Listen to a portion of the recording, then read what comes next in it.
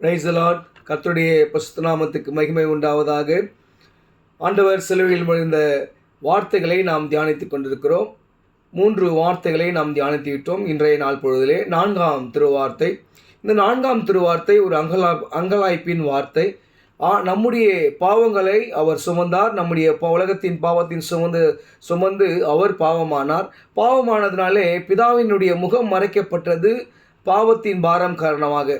அப்பொழுது ஆண்டவர் மிகவும் சத்தமாய் தன்னுடைய பிதாவை நோக்கி கதறுகிறதான ஒரு வார்த்தை. மத்தேயு எழுதின நற்செய்தி 27ஆம் அதிகாரம் 46ஆம் வசனம். 9ஆம் மணி நேரத்தில் இயேசு ஏலி ஏலி லமா தபத்தானி என்று மிகுந்த சத்தமிட்டு கூப்பிட்டார். அதற்கு என் தேவனே ஏன் என்னை கைவிட்டீர் என்று அர்த்தமாம்.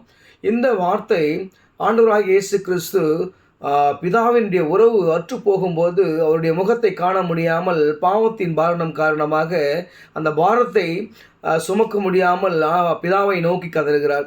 பாவமே அறியாத ஆண்டவர் நமக்காக பாவமானார். நாம் செய்த பாவங்களை அவர் ஏற்றுக்கொண்டு அவர் பாவமானார். இதில் யோவான் 1:29 சொல்லுவாங்க, இதோ உலகத்தின் பாவத்தை சுமந்து தீர்க்கிற தேவாட்டுக்குட்டின்னு சொல்லி ஆண்டவரை நோக்கி வசனம் இருக்கிறது.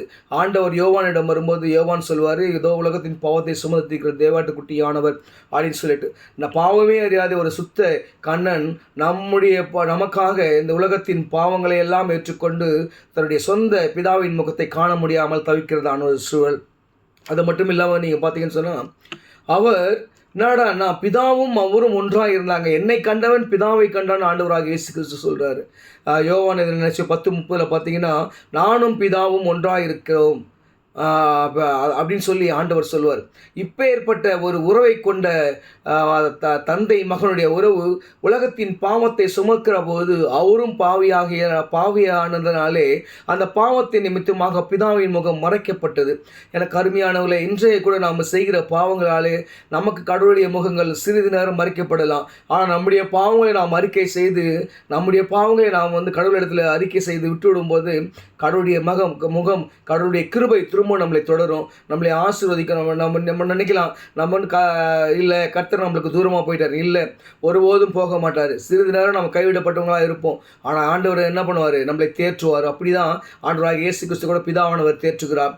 அப்படி நாமும் என்ன பண்ணோம்னு சொன்னால், நமக்கு விரோதமாய் குற்றம் செய்வர்களுக்கு அவருடைய பாவங்களை நாம் மன்னிக்கும் போது, நம்முடைய பாவங்களை ஆண்டவரிடம் அறிக்கையிடும்போது கர்த்தர் நம்மையும் தேற்றி நம்மையும் ஆசீர்வதிக்க வல்லவராயிருக்கிறார்.